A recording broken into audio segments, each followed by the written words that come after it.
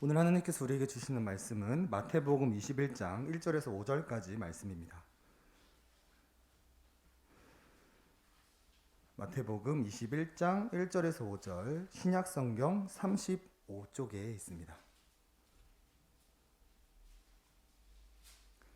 마태복음 21장 1절에서 5절 신약성경 35쪽에 있습니다.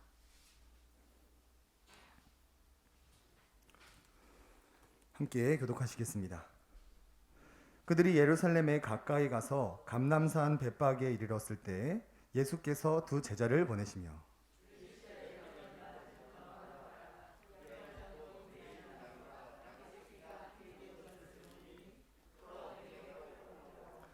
만일 누가 무슨 말을 하거든 주가 쓰시겠다 하라. 그리하면 즉시 보내리라 하시니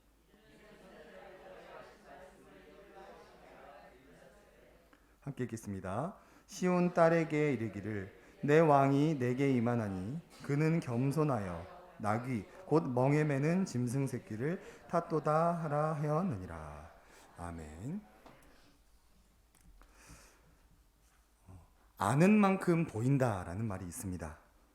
세상 사람들은 예수님을 알지 못하기 때문에 성탄절이 와도 그저 쉬는 날, 연인과 데이트하는 날, 아이들은 선물 받는 날 정도로 생각을 합니다. 그리고 그리스도인들도 예수님에 대해서 올바르게 알지 못한다면 이 성탄의 기쁨을 온전히 누릴 수 없습니다. 심지어 유대인들은 예수님을 알지 못하기 때문에 여전히 메시아의 탄생을 기대하고 있습니다. 이처럼 예수님을 올바르게 알지 못한다면 은혜를 누리지 못할 뿐만 아니라 길을 잃고 헤매이게 되는 것이죠. 그래서 베드로후서에서는 이렇게 말씀하십니다. 오직 우리 주, 곧 구주 예수 그리스도의 은혜와 그를 아는 지식에서 자라가라. 그래서 오늘 이 시간에는 왕으로서 오신 예수님에 대해서 우리가 함께 살펴보면서 성탄의 은혜를 기억하기 원하고 이 지식이 없어서 방황하는 사람들을 우리가 인도하여서 함께 구원의 길로 걸어가는 우리가 되기를 원합니다. 자, 먼저 첫 번째로 예수님은 이 땅에 왕으로 오셨습니다. 우리 사사기 말씀을 함께 읽어볼까요? 그때 이스라엘에 왕이 없으므로 사람이 각기 자기의 소견에 옳은 대로 행하였더라. 사사시대는 무려 400년이 넘는 시대였는데요. 하나님께서 12명의 사사를 보내 이 당시를 이제 통치를 하셨습니다. 하지만 문제가 끊임없이 발생하였습니다. 그리고 끊임없이 발생한 문제의 원인을 이스라엘에 왕이 없어서 사람들이 자기 마음대로 했다라고 평가를 해주고 계신데요. 바꿔서 말하면 이스라엘의 왕이 필요했다라는 것이죠. 그래서 사사시대가 지난 후에 이스라엘 백성들은 사무엘에게 이렇게 요구를 합니다. 그에게 이르되 보소서 당신은 늙고 당신의 아들들은 당신의 행위를 따르지 아니하니 모든 나라와 같이 우리에게 왕을 세워 우리를 다스리게 하소서 한지라. 이스라엘 백성들은 눈에 보이는 왕이 없어서 자꾸 문제가 발생한다라고 생각을 하였고 우리도 다른 나라들처럼 왕을 달라고 요구합니다. 그래서 하나님께서 사울, 다윗, 솔로몬 같은 왕을 세우시면서 이제 왕정 시대가 시작이 되죠. 그런데 왕정 시대의 결과가 어땠습니까? 그렇게 달라고 요구했던 왕 때문에 북이스라엘과 남유다로 분단이 되게 되었고 나라가 통째로 망하게 되었죠. 그리고 계속해서 여러 강대국들에게 식민지 생활을 하다가 신약에 와서는 이렇게 표현을 해줍니다. 우리 함께 읽어볼까요? 무리를 불쌍히 보고 이는 그들이 목자 없는 양과 같이 고생하며 기진함이라. 예수님께서 이 땅에 왕으로 오신 이유는 자기 백성에게 왕이 절실히 필요했기 때문에 목자 없는 양같이 고생하는 자기 백성들을 다스리시고 인도해 주시기 위해 예수님은 이 땅에 왕으로 오셨습니다. 그런데 예수님이 왕으로 오셨는데 이스라엘 백성들이 원하는 왕은 아니었습니다. 이스라엘 백성들이 원했던 왕은 다윗처럼 정복자로서의 왕을 원했어요. 이스라엘 백성들은 늘 애굽, 바벨론, 페르시아와 같은 나라들에게 이제 시달렸기 때문에 정치적인 메시아, 정복자, 다윗 때처럼 천하를 호령할 수 있는 이런 왕을 원했습니다. 하지만 예수님은 겸손의 왕으로 오셨습니다. 4에서 5절을 보시면 이는 선지자를 통하여 하신 말씀을 이루려 하심이라 일렀으되 시온 땅에 이르기를 내 왕이 내게 임하니 그는 겸손하여 나귀 곧 멍에 매는 짐승의 새끼를 탔도다 하라 하였느니라. 예수님은 정복자로서 왕이 아니라 겸손의 왕으로 오셨습니다. 이 땅을 호령하기보다는 오히려 자기 목숨을 내어주어 우리를 죄에서 구원하기 위해 오신 것이죠.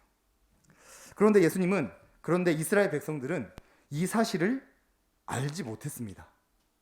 그래서 예수님을 바라보면서 자신들이 바라던 정치적인 메시아라고 착각을 했어요. 그래서 마태복음 21장 8절에서 9절을 보면 이렇게 행동을 합니다. 무리의 대다수는 그들의 겉옷을 길에 펴고 다른 이들은 나뭇가지를 베어 길에 펴고 앞에서 가고 뒤에서 따르는 무리가 소리 높여 이르되 호산나 다윗의 자손이여 찬송하리로다. 주의 이름으로 오시는 이여 가장 높은 곳에서 호산나 하더라. 사람들이 겉옷을 폈다는 것은 이제 이스라엘의 이제 왕에 대한 표현입니다. 이 사람들이 예수님을 왕으로 생각했다는 것이죠. 그리고 오 구원해 주시옵소서라고 호산나를 외치는데요. 이것은 우리가 알고 있는 죄에 대한 구원이 아니라 로마의 압제로부터 구원해달라는 외침이었습니다. 예수님을 그저 정복자, 정치적인 메시아로 생각을 했던 것이죠.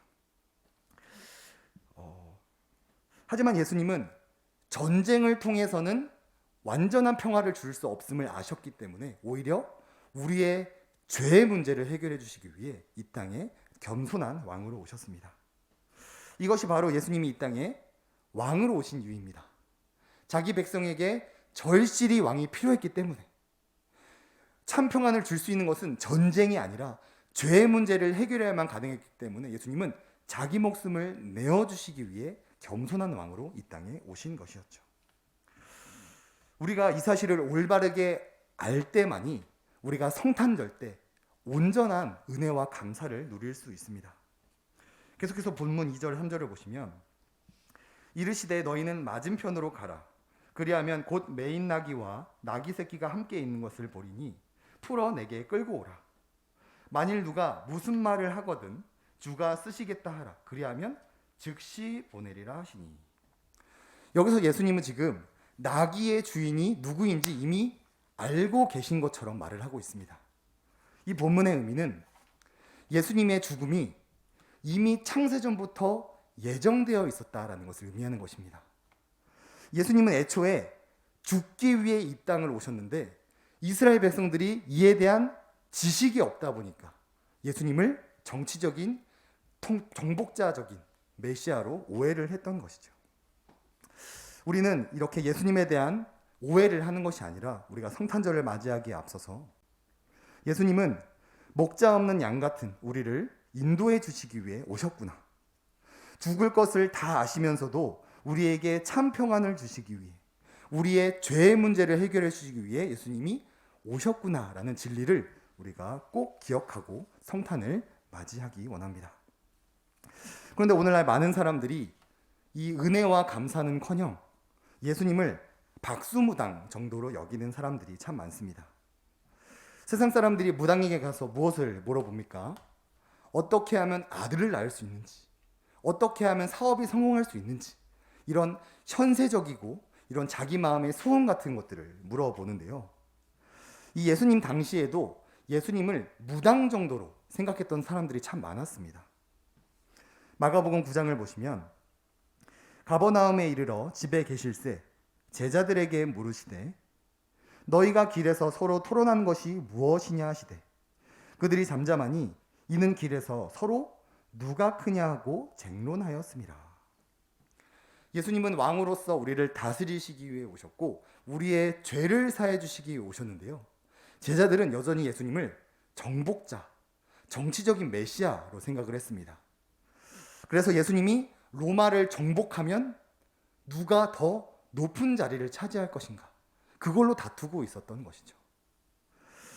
세상적인 것, 예수님을 통하여서 현세적이고 세상적인 권세를 얻기 원한 제자들의 모습을 발견할 수 있고요. 마태복음 20장을 보시면 그때 세베대의 아들 어머니가 그 아들을 데리고 예수께 와서 절하며 무엇을 구하니 예수께서 이르시되 무엇을 원하느냐 이르되 나의 이 두 아들을 주의 나라에서 하나는 주의 우편에 하나는 주의 좌편에 앉게 명하소서. 이번에는 요한과 야고보의 어머니가 등장을 해서 예수님 로마를 정복하시면 우리 첫째 아들은 우편에 둘째 아들은 좌편에 앉게 해주세요라고 청탁을 하러 온 것이죠. 이 어머니는 예수님의 이모입니다. 예수님의 어머니와 자매인데요. 이런 친족 관계를 이용해서 청탁을 하러 온 거예요. 그냥 예수님을 이용해서 이 땅에서 높은 권세를 차지하기 위한, 예수님이 어떤 분이신지 전혀 몰랐던 것이죠. 자, 그리고 우리가 아까 본문에서 살펴보았던 이 나귀 탄 예수님을 향해 겉옷을 벗고 호산나 외쳤던 사람들은 어떻게 변하였을까요? 우리 22절을 함께 읽어보겠습니다. 빌라도가 이르되 그러면 그리스도라는 예수를 내가 어떻게 하랴? 그들이 다 이르되 십자가에 못 박혀야 하겠나이다. 예수님이 정복자인 줄 알았을 때는 호산나를 외쳤는데 우리가 생각했던 왕이 아니니까 180도 돌변하여서 십자가에 못 박으라고 전하는 이스라엘 백성들의 모습을 볼 수 있습니다. 예수님이 이 땅에 오신 이유를 모르니까 그냥 정치적인 메시아, 우리의 소원을 들어주는 박수무당 따위로 예수님을 생각하게 된 것이지요. 그렇기 때문에 우리가 예수님이 이 땅에 오신 이유에 대해서 올바르게 알아야 합니다. 예수님은 자기의 백성에게 왕이 필요했기 때문에 참 평화는 전쟁을 통해 이루어지는 것이 아니라 죄의 문제가 해결될 때 평화가 있기 때문에 예수님은 이 땅에 오셨습니다. 이 지식을 알아야만 우리는 성탄의 은혜를 온전히 누릴 수 있고 교회를 온전히 세울 수 있고 잘못된 길을 가는 자들에게 그거 잘못된 거다 말해줄 수 있고 이를 통해 영혼 구원을 할 수 있는 교회가 되는 것이죠.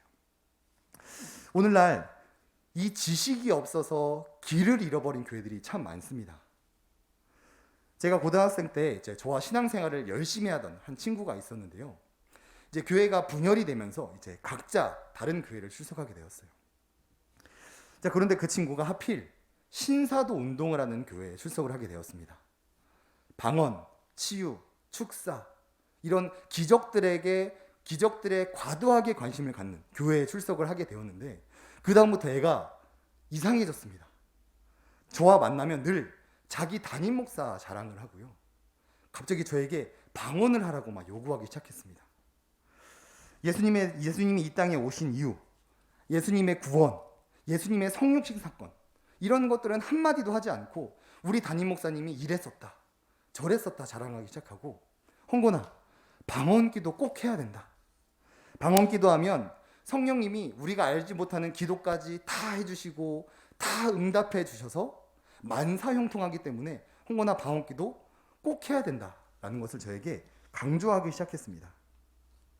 그래서 제가 답답한 마음에 이 방언이 성경에서 어떻게 말하는지 알고 있느냐 물어봤는데 그건 모르는데 그냥 담임 목사님이 방언기도 하라고 해서 방언기도를 한다라고 저에게 말을 해주었어요.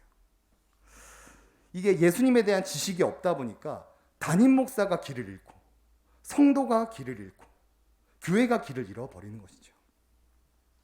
저도 방언기도를 합니다. 방언기도는 참으로 신기한 은사입니다. 그냥 한국어로 말하면 제가 알 수 없는 다른 언어로 변환이 돼서 기도가 돼요.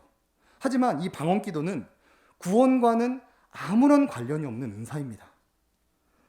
교회가 이런 방언에 대해서 가르칠 시간에 한마디라도 더 예수님이 누구신지, 예수님이 왜 오셨는지를 전해야 되는데 목사들마저 진리를 몰라서 길을 잃어버리다 보니까 구원에 아무 관련 없는 것들을 오늘날 가르치고 성도들은 그것을 믿고 따르고 있는 것이지요. 사랑하는 우리 성도님들은 올바른 진리를 알기 원합니다. 예수님이 왜 이 땅에 오셨습니까? 우리 스가랴 9장 말씀을 함께 읽어볼까요? 시작. 보라, 내 왕이 내게 임하시나니 그는 공의로우시며 구원을 베푸시며 겸손하여서 나귀를 타시나니 나귀의 작은 것 곧 나귀 새끼이니라. 예수님은 이 땅에 왕이 없어서 자기 백성을 다스리시기 위해 오셨고요. 또한 공의와 구원을 베풀어 주시기 위해 이 땅에 오셨다라는 진리를 우리가 반드시 기억하기를 원합니다. 그리고 우리가 이 사실을 기억하면서 은혜와 감사 속에서 성탄절을 맞이하기 원하고요. 이 잘못된 길로 가는 자들에게 지금 그게 중요한 게 아니라 성경에서 말하는 중요한 것은 영혼 구원이다라는 것을 전하는 우리가 되기를 원합니다. 자, 그런데 예수님의 왕으로서의 역할은 죽음으로 끝나지 않습니다. 우리 3번을 함께 읽어볼까요? 시작. 예수님은 죄의 정복자로 다시 오십니다. 1절을 보시면 그들이 예루살렘에 가까이 가서 감람산 벳바게에 이르렀을 때 예수께서 두 제자를 보내시며, 지금 예수님께서 예루살렘에 입성하시기 전에 이제 감람산에 거주하시는데요. 이 감람산은 예수님께서 부활하시고 승천하신 장소입니다. 그리고 마지막 날에 재림하시는 장소도 감람산이에요. 예수님은 이 땅에 죄의 정복자로 다시 오셔서 마귀 사탄을 멸하시고 우리의 구원을 완성해 주실 것을 지금 예수님은 예루살렘 입성하기 전에 우리에게 보여주고 있는 것입니다. 이것이 예수님이 이 땅에 왕으로 오신 완전한 의미입니다. 서론에서 말씀드렸듯이 우리는 그리스도의 은혜와 그리스도를 아는 지식에서 자라나야 합니다. 제자들처럼 예수님을 통해 현세적인 권세를 얻는 것은 바람직한 신앙생활이 아닙니다. 제자들의 어머니처럼 예수님을 통해 우리 자녀들이 높은 권세를 갖기를 원하는 것 또한 좋은 신앙생활은 아닙니다. 제 친구 교회처럼 구원과는 전혀 관련 없는 이런 은사적인 것들에 많은 집착을 하는 것 역시 올바른 신앙생활을 아닌 것이 아닙니다. 하나님은 우리가 예수 그리스도의 은혜와 올바른 지식 안에서 자라가기를 원하십니다. 올바른 신앙이 무엇입니까? 예수님께서 왕이 필요했던 자기 백성을 위해 이 땅에 왕으로 오셨고, 정복이 아니라 죄의 문제를 해결해 주시기 위해 이 땅에 오셨고, 또한 이것에 끝나는 것이 아니라 다시 재림하셔서 죄의 문제를 완성하시고 우리의 구원을 완성해 주실 것이라는 것을 바라보며 나아가는 것이 바로 우리가 올바른 신앙을 갖는 것입니다. 그래서 웨스트민스터 소유리문화 26문, 그리스도께서 왕의 직분을 어떻게 행하십니까? 라는 질문이 있는데요. 답을 제가 읽어드리겠습니다.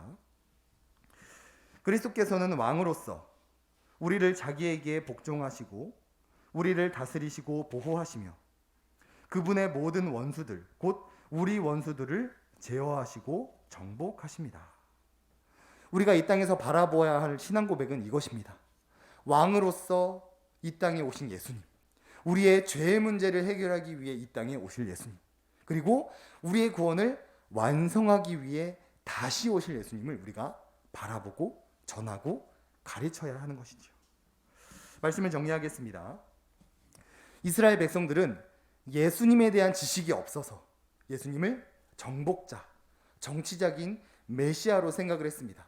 그리고 그게 아니자 180도 돌변하여서 예수님을 십자가에 못 박아 죽여버렸어요. 오늘날 교회도 마찬가지입니다.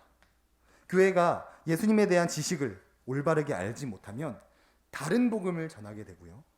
비슷해는 보이나 그 끝에 영혼 구원은 없는 그런 이단이 결국 되어버리고 맙니다. 우리 예수만교회는 예수님의 은혜와 올바른 지식을 쫓아가는 교회가 되기를 원합니다. 예수님이 이 땅에 오신 이유는 왕이 없어서 방황하는 자기 백성을 다스리시고 보호하기 위해 이 땅에 오셨고, 정복자가 아닌 자기 목숨을 내어주어 공의와 구원을 베푸시기 위해 겸손한 왕으로 오셨습니다. 그리고 예수님은 다시 오셔서 우리의 구원을 완성하시고 모든 원수들을 물리치기 위해 왕으로 이 땅에 성탄하셨습니다. 우리가 이 기본적인 진리를 우리가 기억하면서 이번 주에 있을 성탄을 맞이하기를 원하고요. 우리가 이 지식을 알고 있다면 잘못된 길로 가고 있는 성도들과 교회의 모습이 하나둘씩 눈에 밟히기 시작할 거예요. 그렇다면 우리는 그런 사람들이 있다면 그들이 올바른 길로 돌아올 수 있도록 기도해 주시고, 그거 잘못된 거다, 성경에서 말하는 본질은 이런 것이다 라는 것을 전하여서 사람들과 함께 모두 구원의 길을 걸어가는 그런 교회가 되기를 주님의 이름으로 소원합니다.